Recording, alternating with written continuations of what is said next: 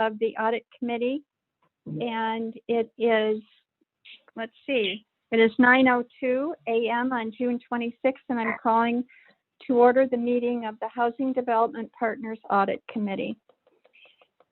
The process and I have to thank Jero and his team for putting together the outline that I need to follow, because we're conducting this in a manner that is authorized by Governor Newsom's Executive Order N-2920, which he issued in March of this year to address the COVID-19 public health emergency.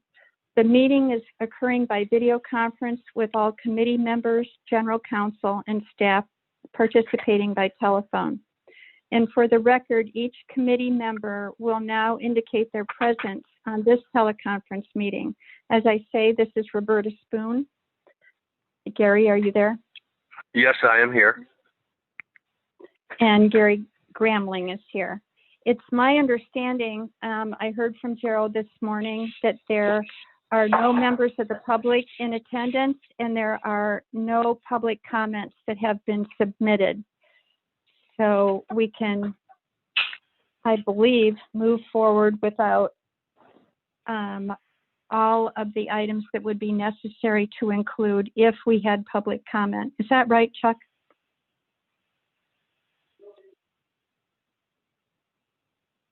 I think he needs to turn his volume up. I had mute on. Yes, that's correct. Sorry. Okay, that's all right. Let's see. So I've received a text from Rick, and he was going to join our meeting for a brief period of time, and he just wanted me to convey his appreciation in how well this whole process of preparing the audit and getting the work done has gone. He wants to thank everybody, the finance team, and Amadou, you and your team, for getting it together under these very unusual circumstances this year. And we would all certainly join in that.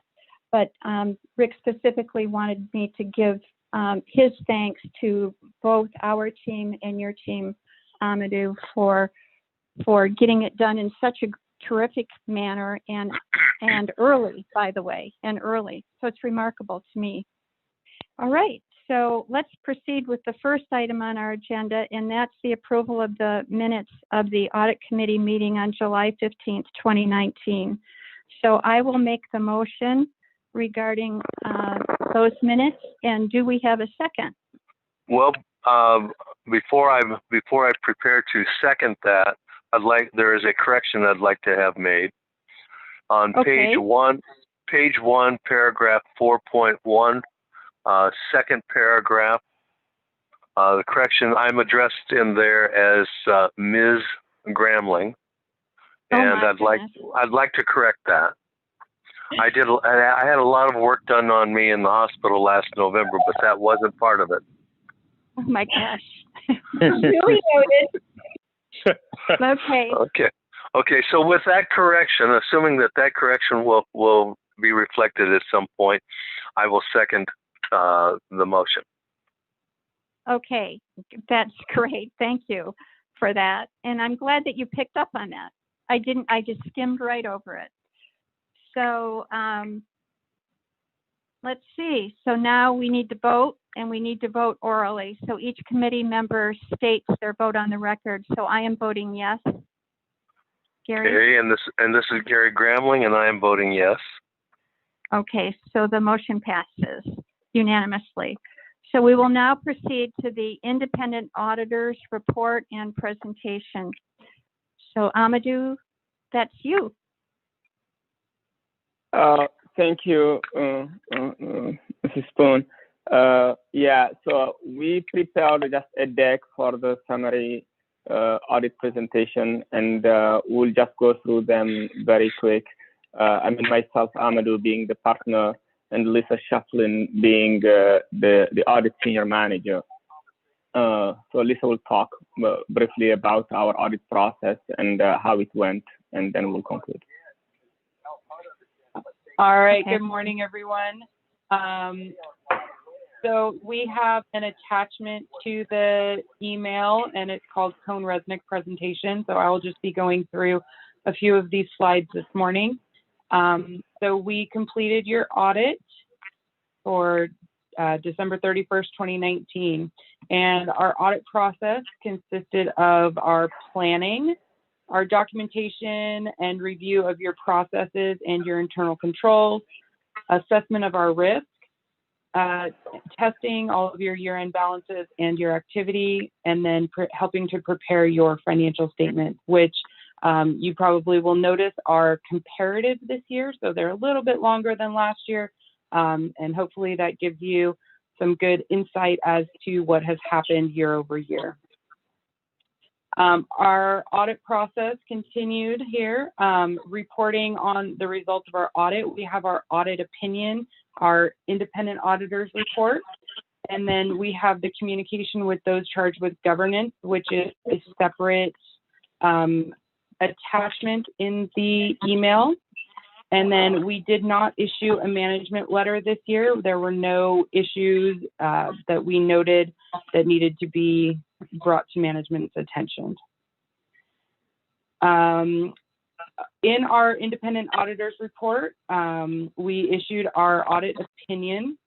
There are a few different types of opinion. We've have an unmodified opinion, a modified opinion, an adverse or disclaimer.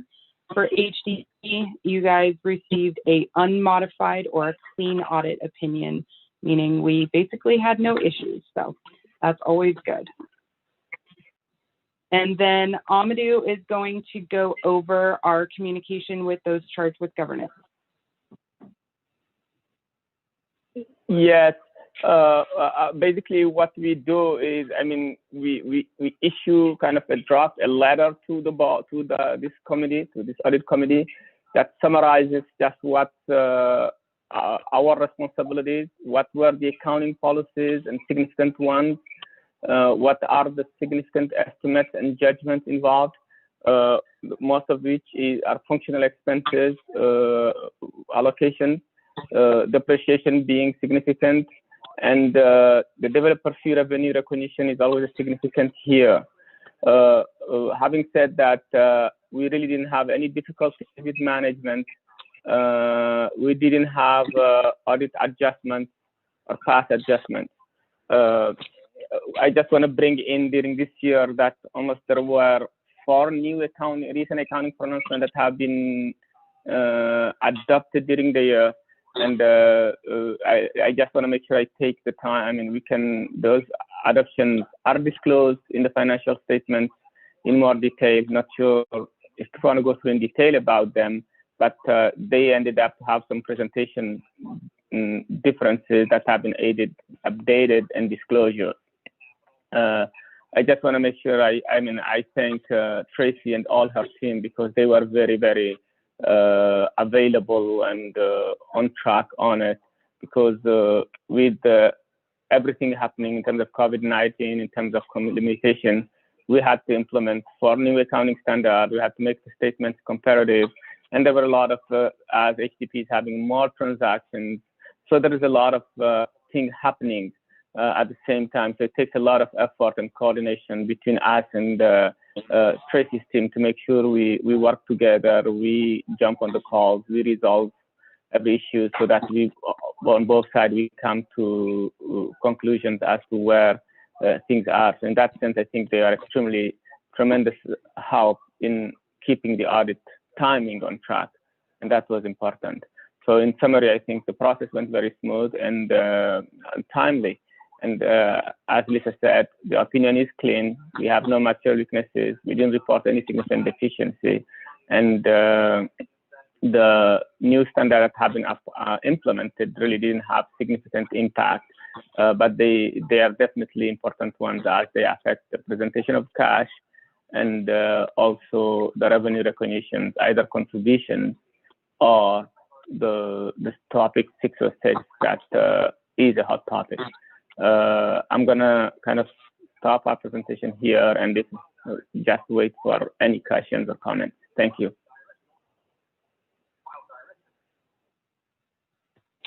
Gary, do you have any questions? in the consolidated statements, I noticed that between 2018 and 2019, salaries went down by almost $250,000, and that's kind of an unusual event to happen. So I was curious: did we lose a lot of people? One person? It just caught me by surprise. It's a combination of a couple of things. It's vacancies, and also we did not have the bonus plan in place for 2019.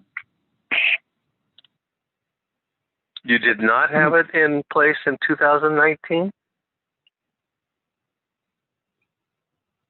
That's correct. But we had it in place in 2018. And it was in 2018, that's correct. Okay. Okay. It just seemed like an anomaly, so I thought I would ask. Oh, please ask away. Yeah, no, I'm essentially pleased. Before amortization, depreciation, we actually made an 8% profit, so that's not bad. Yes, basically that's our revenue received and the expenses paid out. Right. So you're correct. Okay. I'll be quiet now. Okay. So, Tracy, following up on Gary's question, I think the plan, correct me if I'm wrong, but the plan was in place for bonuses. It's just none were given. Is that right? Yes, that's correct. And why is that? Michael, maybe you can respond to that. Why is that?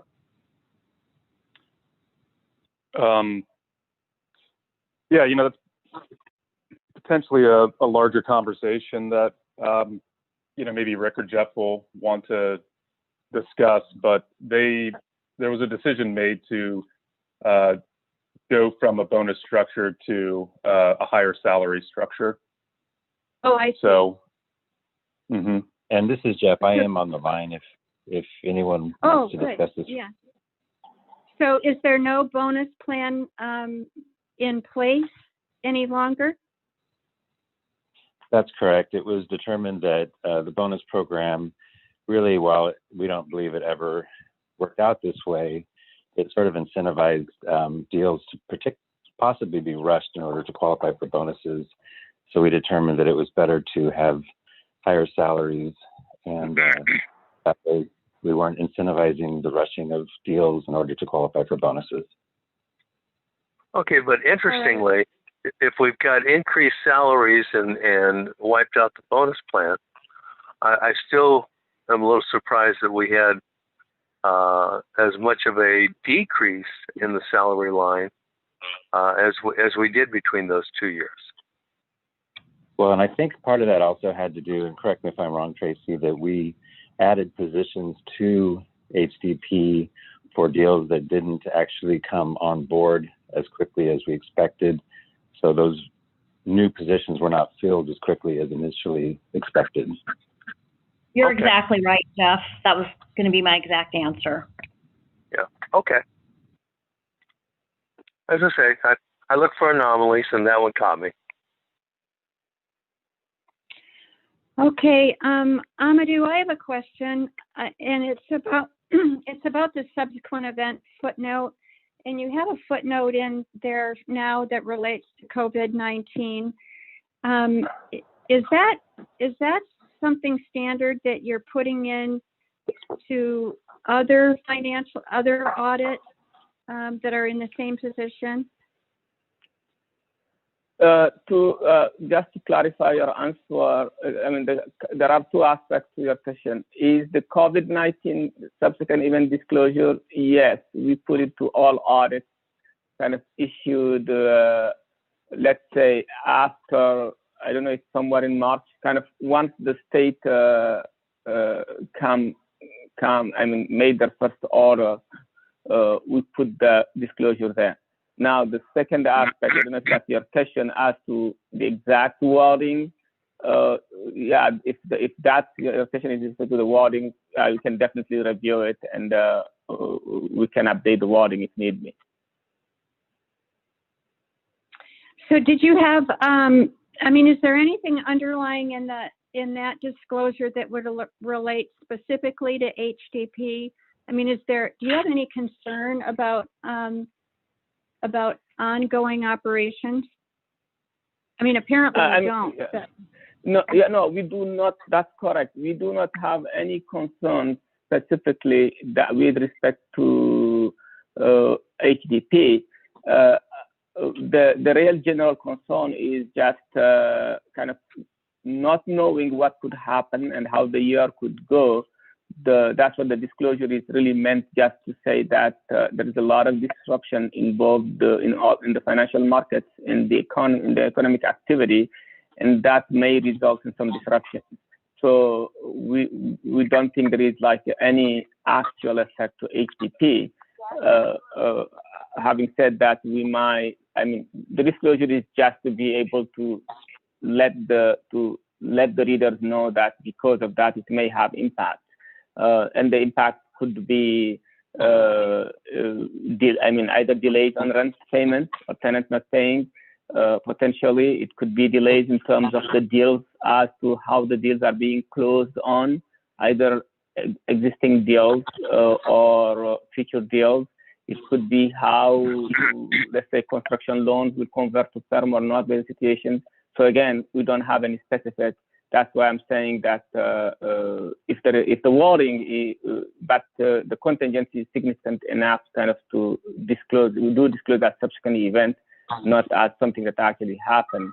But and one of the reasons why we do the subsequent disclosure also, just under the auditing standard, we are required. I mean, both us and management is required to assess going concern, and that assessment is done, let's say, as of the date of the audit report, let's say, which is kind of today.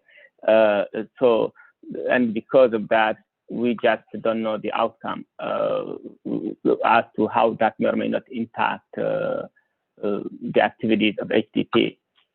That's kind of the purpose of the disclosure. But again, as I said, the wording could be very different if there is anything that may appear to kind of indicate that there is something specific that there is, shouldn't be.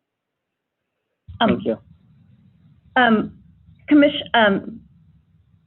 If I may speak, so far, HDP is still receiving 90% of their rent collection since COVID, and we've received 15 hardship requests. So we have not really been negatively impacted thus far. Actually, that number is in keeping with nationwide figures that are coming up, not just in nonprofit housing receipts, but also for public receipts. So that's good. Amadou, the second to the last sentence, there is no assurance these measures will be successful.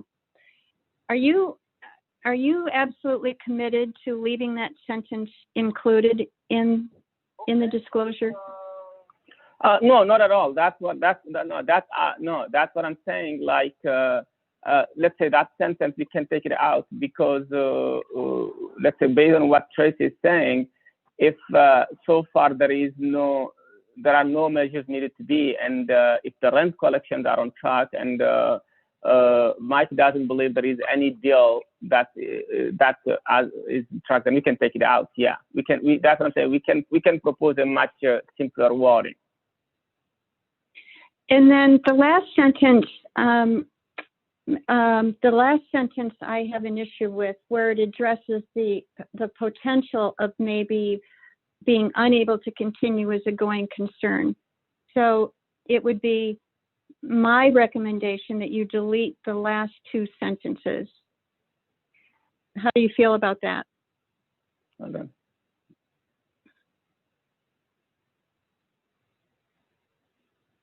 I'm fine with it in principle. If we end up just deleting them, that would be fine. or we can change the wording and propose you something. I just don't know. Let's say I'm fine deleting the last two, but I don't know if we leave the, let's say, the last sentence that will remain hanging there, is that complete or not? But that's what I'm saying. I can, like when I say management plan, when we talk about management plans, then we need to address it. But we can change. My suggestion is we'll propose a slightly edited wording that can satisfy, I think, your requirement. I understand what you want, and it's something we did. That's what I'm saying. This is not the only wording. So we can propose a wording that's close, but that's kind of much closer to the first or second sentence, but it's more complete. But if what I'm trying to say is I can delete the last two sentences, but there is an issue with the sentence before if we delete the other. That makes sense? Just the wording. So we'll propose some wording that I hope will be fine with you. I'm sure. You know, I don't mean to delay the timing of this. You know, I was hoping that we could just, you know, agree on this today so that you can move forward.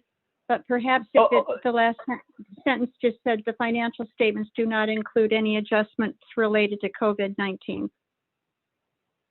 Yeah, and I'm fine with that. Yeah, I'm fine. No, what I'm saying is it's more like a technicality of the wording.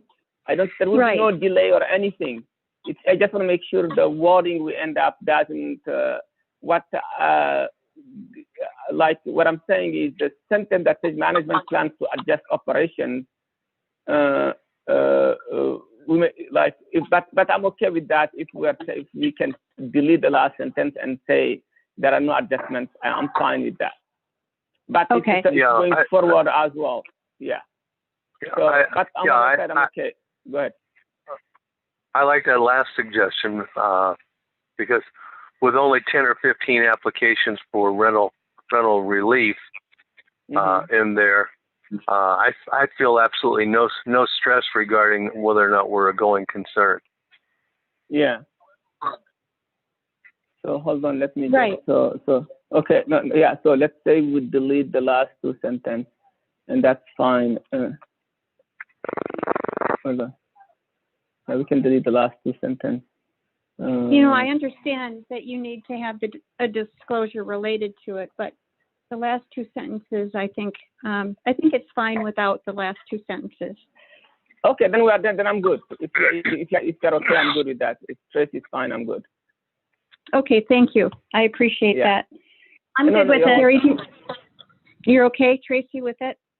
Yes, I am. Okay. All right.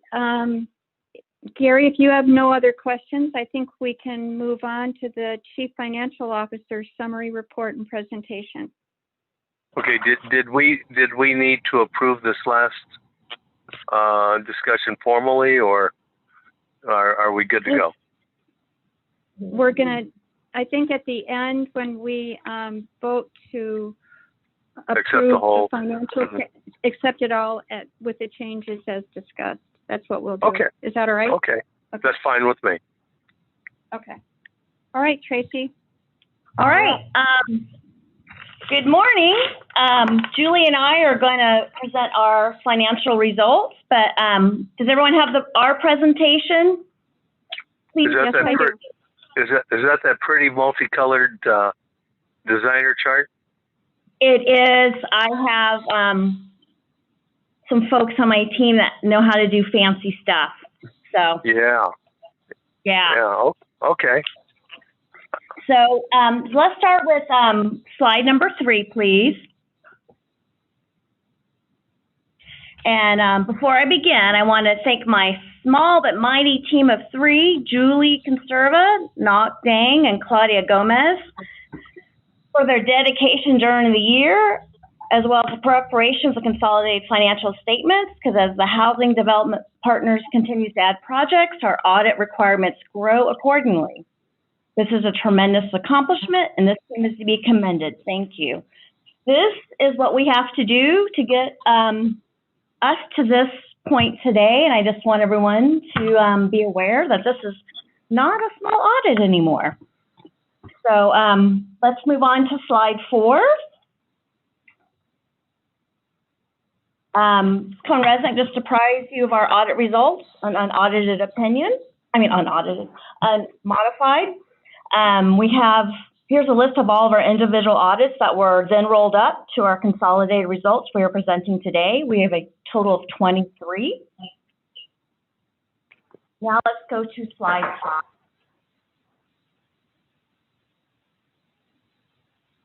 This is our Can I ask financial. a question? Yeah, I just interrupt for a absolutely. minute? Oh, absolutely. Does your office prepare all those audits? Are they all done by You mean in your office? as in our office here in Sandy? Us? Yes. Yeah, you. Right. Yeah. And, Yes. And are the Amadou, are you the external auditor on all of those? Oh, yeah. Yeah. You are? Yeah. Boy, that's, I think that's excellent that you're able to resolve any of those issues in those underlying audits, that you can work together on that. So I am just amazed at how much you've been able to accomplish in this year particularly. But anyway, Tracy, I'm sorry to interrupt. Go ahead. No, this is a fluid audit committee meeting. Please make your comments as we go through. I welcome that. So, Thanks. on to slide 5, here's our financial results summary. We had over 13 million in revenue and then we have close to 132 million in total assets. And we'll go over this in more detail later on in our presentation. So HDP has grown quite a bit. Now on to slide 6, just a couple of operational highlights. We completed the rehabilitation on Quality Inn. We closed financing on West Park, and we converted a couple of construction loans to perm loans. It basically means we're paying less on interest. Now to slide 7. This shows you how we've grown over the years. That's as we've added the entities. 2017 and 2018 were particularly busy years.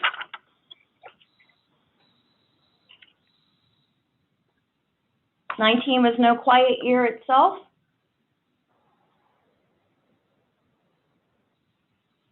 Now to page 8. This is our consolidated financial results of our assets and liabilities. As of December 31st, 2019, we have over 132 million in assets, and our capital assets exceed 99 million.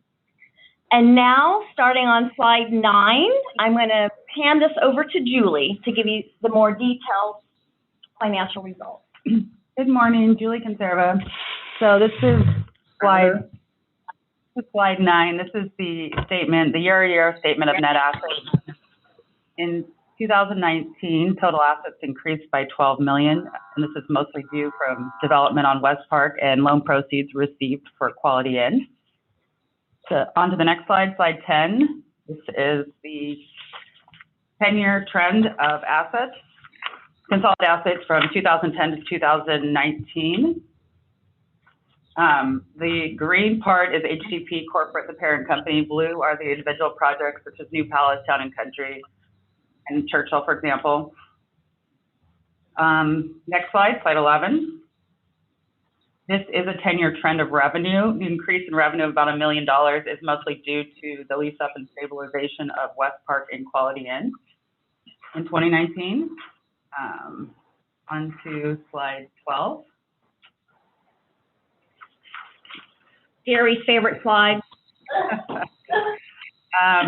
So here, this is a snapshot of the consolidated statement of activity for 19 versus 18. And as Gary touched on before, this is net income excluding depreciation and amortization. It's a little over $1 million. It's really the cash. It means revenue exceeded our expenses by approximately $1 million. Next slide. And she's right. That is my favorite slide. We'll call it the Gary slide. Yeah. Spoken like a true developer.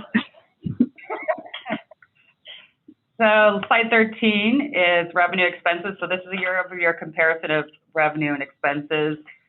Interest expense, legal fees and repairs increased by close to 1.4 million. This was offset by decrease in relocation fees in 2018.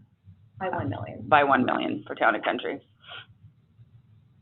On to slide 14. This is, I think, stayed stable since last year, but this is a timeline of the HDP units. We acquired Mariners Village in January of 2020, so this will increase in 2020. And that concludes our presentation. Any questions or comments? And thanks again, Bobby, for all your help and support. And you too, Oh my gosh, Gary, Julie. for all your questions. You know, it's just incredible what you folks have been able to do over time, and how you've handled the tremendous increase in number of projects, number of, you know, the closures. Oh my gosh, I just can't even imagine what you've been able to put together. And this year, with the change in the working status, I'm just amazed at both finances team ability to get the work done. And Amadou, I can't even imagine what it's like auditing this past year. But it's just very, very impressive. And I really appreciate on a personal level everything that you folks have accomplished. Well, and just to add a little comment there, I still remember the look on Bobby's face the first year that she saw the audit. And that's before any of you in the room were part of the company.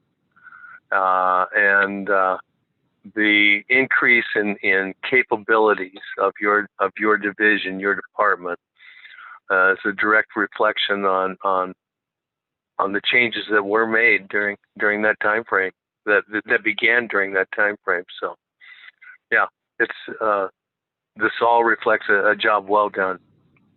Thank you. Hopefully she has a different look on her face now. Absolutely. Yeah. Oh my gosh. Yeah, absolutely. Yeah.